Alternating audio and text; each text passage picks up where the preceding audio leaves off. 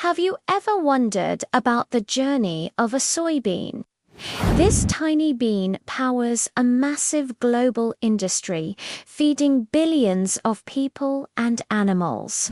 But the world of soybean shipments is more complex and fragile than you might think. Today, we're diving deep into the global soybean trade. Who are the biggest players? Where are all these beans going? And what major risks are looming on the horizon for 2026?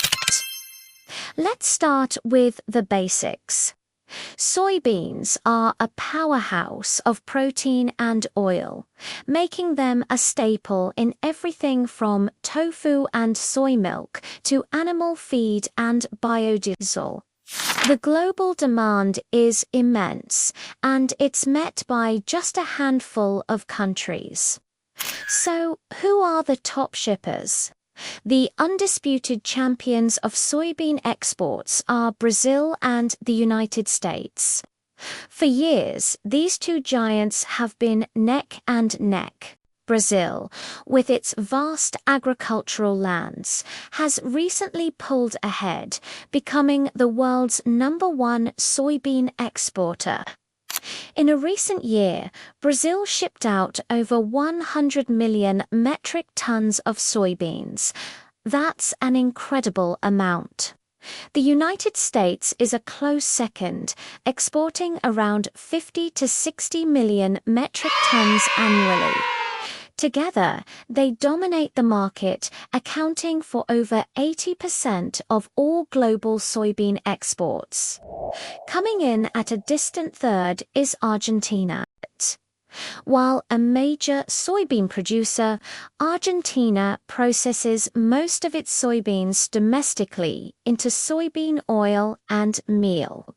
So its raw bean exports are much smaller, typically around 5 to 7 million metric tons. Now, if these countries are shipping out mountains of soybeans, who's buying them all? The answer, overwhelmingly, is China. China is the world's largest importer of soybeans by a huge margin. To put it in perspective, China imports roughly 60% of all soybeans traded globally. That's over 100 million metric tons a year. Why so much? The primary driver is its massive livestock industry, especially pork. As China's population has become wealthier, the demand for meat has skyrocketed. Soybeans are a key ingredient in animal feed, so to feed its pigs and poultry, China needs a constant, massive supply of soybeans. After China, the European Union is the next significant importer, but their numbers are much smaller, around 15 million metric tons. Other notable buyers include countries like Mexico, Egypt, and Japan, but their individual import volumes are dwarfed by China's colossal appetite. This creates a very concentrated trade flow, a huge river of soybeans flowing from North and South America primarily to one destination in Asia. This is where things get interesting and a little risky. Having a market so dependent on a few key players on both the supply and demand side creates vulnerabilities. Let's look at the risks we need to watch as we head towards 2026. First up is climate change and extreme weather. Agriculture is at the mercy of the weather. Brazil and the United States have both been experiencing more frequent and intense droughts, floods, and heat waves. A severe drought in Brazil, like the ones we've seen impact its southern states, can slash production forecasts overnight. Similarly, weather disruptions in the US Midwest, the country's soybean belt, can have a major impact. These events not only reduce the available supply, but also cause massive price spikes around the world. As climate patterns become more unpredictable, the stability of our soybean supply is less certain. The second major risk is geopolitics. The trade relationship between the United States and China is a perfect example. A few years ago, trade tensions led to China imposing heavy tariffs on U.S. soybeans. This caused a dramatic shift in trade flows. Chinese buyers turned to Brazil, which ramped up its production to meet the new demand. Meanwhile, U.S. farmers faced plunging prices and had to search for new markets. Although trade relations have stabilized somewhat, the situation remains delicate. Any future political friction could once again redraw the map of global soybean trade, creating winners and losers in a matter of months. The world is watching the political climate as closely as the weather forecast.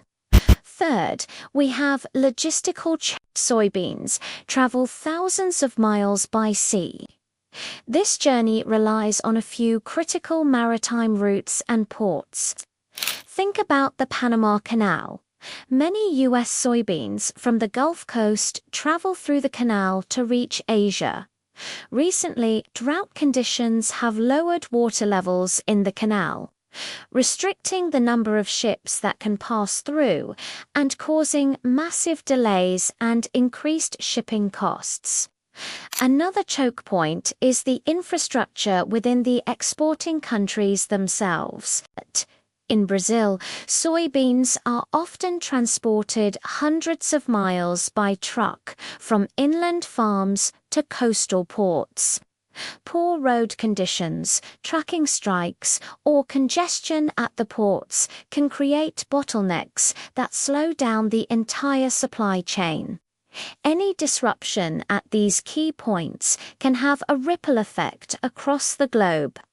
The fourth risk is biosecurity and plant diseases. Soybean crops are vulnerable to pests and diseases like Asian soybean rust. An outbreak can devastate a harvest. Countries have strict biosecurity measures to prevent the introduction of foreign pests. However, a new resilient disease strain could potentially spread, threatening production across a whole region. Scientists are constantly working on developing more resilient crop varieties, but it's a continuous race against nature. So, what does this all mean for 2026 and beyond? The global soybean market is walking a tightrope. On one hand, demand is expected to remain strong, driven by growing populations and a rising global middle class that desires more protein. On the other hand, the supply side is facing a cocktail of risks. We can expect continued volatility in prices. A drought in South America or a political spat could send prices soaring, affecting the cost of food for everyone. We will likely see a bigger push for diversification. Importing countries, especially China, are aware of the risks of relying too heavily on just two suppliers. They are investing in agriculture in other parts of the world, like Africa and other regions in Asia, and even trying to boost their own domestic production. However, matching the scale and efficiency of Brazil and the US will take many years, if not decades. For exporting countries, the pressure is on to build resilience. This means investing in climate-resilient farming techniques, improving infrastructure to ease logistical bottlenecks, and diversifying their export markets to be less dependent on a single buyer. Innovation will be key, from developing drought-resistant seeds to using data and AI to optimize supply chains. The journey of the soybean is a story of global interconnectedness. It shows how a weather event in one continent can affect the price of dinner on another. As we look towards 2026, the challenges are clear, but so are the opportunities for innovation and adaptation. The world will be watching to see how the giants of the soybean trade navigate these turbulent waters. Thanks for watching.